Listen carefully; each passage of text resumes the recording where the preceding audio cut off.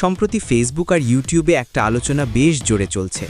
সবাই একটাই প্রশ্ন করছে, শিমুল আর আরেফিন কি আবার ফিরছে ব্যাচেলার পয়েন্ট সিজন 5-এ?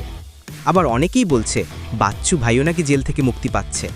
কিন্তু প্রশ্ন হলো, আসলেই কি তারা ফিরছে নাকি এগুলো শুধু গুজব? চলুন জেনে নিই আজকের ভিডিওতে। প্রথমে আসি বাচ্চু ভাইয়ের কথায়। সম্প্রতি পরিচালক কাজল আরেফিন ওমে তার এক পোস্টে ইঙ্গিত দিয়েছেন বাচ্চু ভাই আবার জেল থেকে বের হচ্ছে। পাশে দেখা গেছে তার পুরনো দল মালু দালাল আর সঙ্গপাঙ্গরা।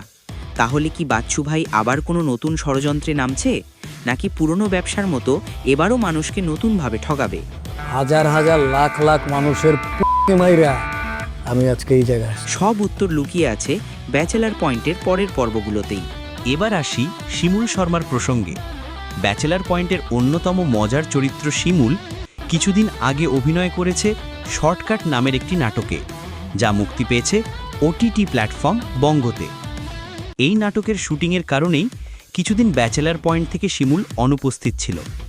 এখন শর্টকাট মুক্তি পেয়েছে আর সবাই ভাবছে শিমুল কি আবার ফিরবে ব্যাচেলার পয়েন্ট সিজন 5-এ?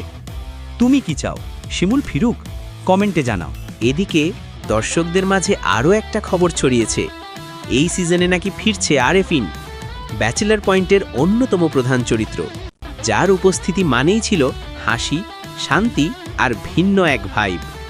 আরেফিন, শিমুল, কাবিলা, নেহাল, হাবু ভাই আর পাশা ভাই সবাইকে যদি একসাথে আবার দেখা যায়, তাহলে এই সিজন হতে যাচ্ছে একদম অন্যরকম কিছু।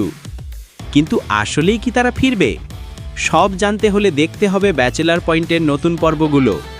আর সবার আগে ফ্রিতে দেখতে চাইলে এখনই টেলিগ্রামে গিয়ে সার্চ দাও @freewebseriesbd আর জয়েন করো আমাদের চ্যানেল, কারণ এখানেই পাবেন সবার আগে ব্যাচেলার পয়েন্ট সিজন 5-এর নতুন পর্ব।